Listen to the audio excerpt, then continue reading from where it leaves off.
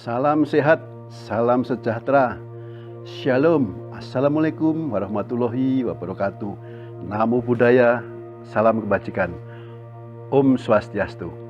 Saya Dr. Iwan Wisnuwardana. Humanity episode kali ini mengangkat tema tips merawat anjing agar umur panjang. Saudara penyayang anjing atau dog lover, pasti saudara merindukan anjing kesayangan saudara selalu sehat, lincah, menyenangkan, dan berumur panjang. Anjing kesayangan yang terawat baik umurnya bisa mencapai 14 hingga 17 tahun. Anjing ukuran kecil memiliki potensi usianya lebih panjang daripada anjing yang ras giant atau yang berukuran sedang. Sebagai contoh, anjing tackle yang berat badannya sekitar 10 kg, masa hidupnya bisa mencapai usia 16 tahun, bahkan ada yang sampai 17 tahun. Sedangkan ras Saint Bernard atau Mastiff yang berat badannya antara 70 sampai 90 kg biasanya di usia 9 sampai 10 tahun sering sudah banyak masalah dengan alat geraknya. Hewan sering mengalami kelumpuhan dan di usia 12 tahun biasanya sulit untuk bertahan sekalipun perawatannya dilakukan secara baik.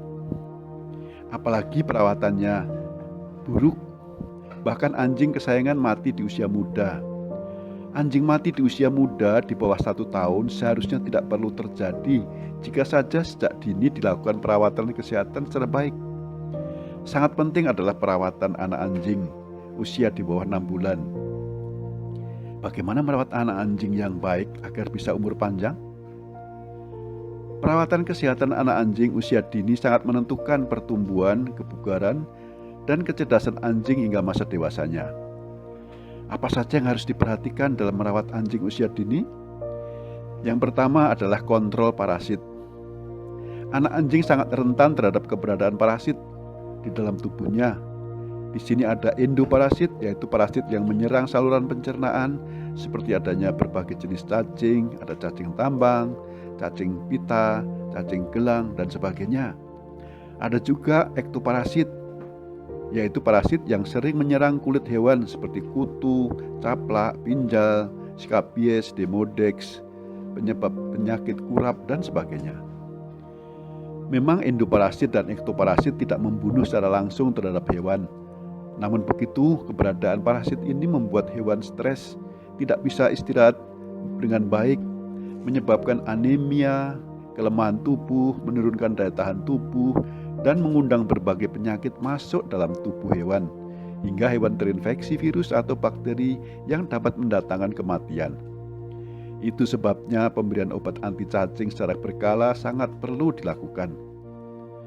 Bagaimana tips memberikan obat anti cacing pada anak anjing yang baik? Pemberian obat anti cacing pada anak anjing dapat diberikan pada papis di usia 2 minggu, 4 minggu, 6 minggu, dan usia 8 minggu. Sesudah itu, obat anti cacing diberikan setiap bulan sekali di usia 3 bulan, 4 bulan, 5 bulan, dan usia 6 bulan.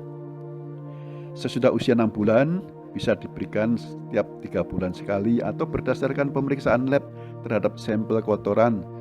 Jika ditemukan telur cacing, baru dilakukan pemberian obat cacing. Anak anjing hendaknya juga dimandikan secara teratur untuk mencegah adanya kutu. Ada banyak obat-obatan anti kutu dalam bentuk sampo atau obat oles kulit.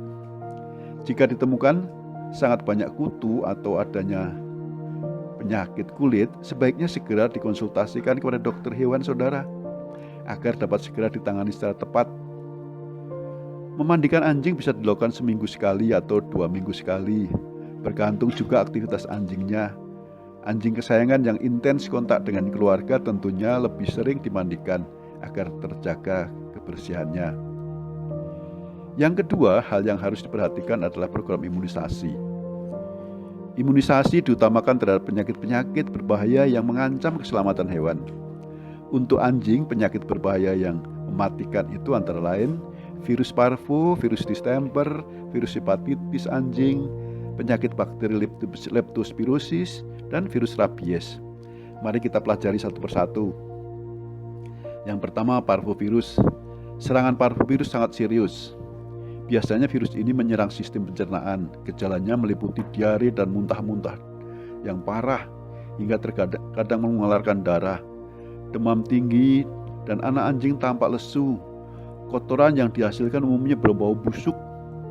Parvo juga dapat menyerang bagian jantung anjing menyebabkan gagal jantung. Serangan parvovirus sering berakibat fatal. Yang kedua, distemper. Penyakit virusi ini menyerang semua jaringan di dalam tubuh anjing. Jalur masuknya adalah melalui pernapasan saat anak anjing menghirup udara yang terkontaminasi. Pada fase awal, gejalanya menyerupai flu berat yang disertai demam. Fase selanjutnya diikuti oleh muntah-muntah, demam tinggi, diare, perilaku depresi, dan penebalan atau pengelupasan hidung, serta penebalan telapak kaki. Penyakit ini sangat sering berakibat fatal. Bahkan jika anak anjing berhasil sembuh sekalipun, umumnya akan mengalami gangguan sistem sarafnya.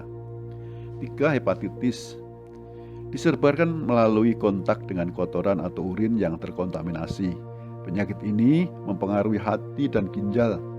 Gejalanya meliputi demam tinggi, tidak nafsu makan, muntah, dan diare yang disertai darah, serta perilaku depresif.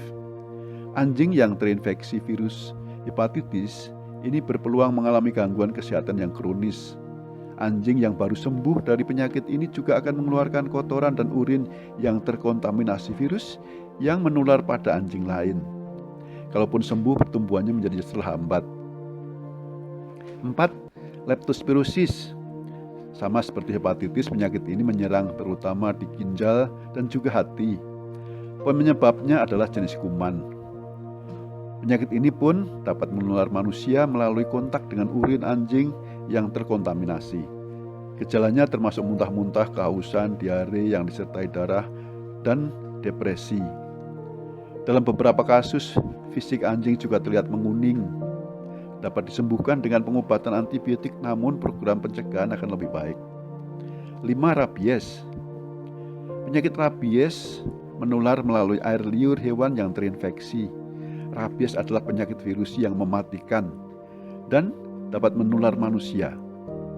Penularan hanya dapat terjadi lewat gigitan hewan yang terinfeksi oleh rabies. Penyakit ini menyerang jaringan saraf yang target organnya adalah susunan saraf pusat atau di otak, dan mengakibatkan kelumpuhan dan selalu berakhir dengan kematian. Penyakit ini tak ada obatnya, hanya bisa melalui pencegahan. Tapi bagi daerah yang bebas rabies, vaksinasi tidak diperlukan. Terus bagaimana program vaksinasi untuk anak anjing? Program vaksinasi pertama diberikan mulai anak anjing berusia 2 bulan. Vaksin dilakukan terhadap 4 jenis penyakit, yaitu parvovirus, distemper virus, hepatitis anjing, dan leptospirosis. Kemudian dilakukan pengulangan ketika anjing berusia 3 bulan atau sebulan kemudian. Dan selanjutnya ulangan vaksin yang kedua kalinya di usia anjing 4 bulan. Dan pada ulangan kedua ini sekaligus juga diberikan vaksin terhadap rabies. Jadi di usia 4 bulan diharapkan anak anjing sudah bebas dari 5 penyakit berbahaya itu. Selanjutnya masih diperlukan pengulangan vaksinasi setahun sekali terhadap 5 jenis penyakit tadi agar kekebalan tubuh tetap terjaga. Dengan program vaksinasi ini maka anjing sudah terbebas dari penyakit-penyakit berbahaya yang dapat mengancam nyawanya. Bagi para pencinta hewan kesayangan anjing, hendaknya mempunyai program kesehatan bagi dogi kesayangannya supaya panjang umurnya. Dan perlu dicatat, penyakit rabies dan leptospirosis ini adalah penyakit termasuk yang zoonosis, yaitu penyakit yang juga dapat menular pada manusia. Hendaknya keluarga juga aman dari penyakit menular dari hewan ini. Moto mencegah lebih baik daripada mengobati adalah hal paling tepat dalam rangka merawat hewan kesayangan anjing kita, agar hewan kesayangan kita tetap sehat dan seluruh anggota keluarga juga terjaga kesehatannya. Mari kita sejahterakan hewan kesayangan kita, maka kita akan dibuat sejahtera karenanya. Ada firman Tuhan mengatakan, orang benar memperhatikan hidup hewannya, tetapi belas kasihan orang fasik itu kejam. Salam sehat, salam sejahtera.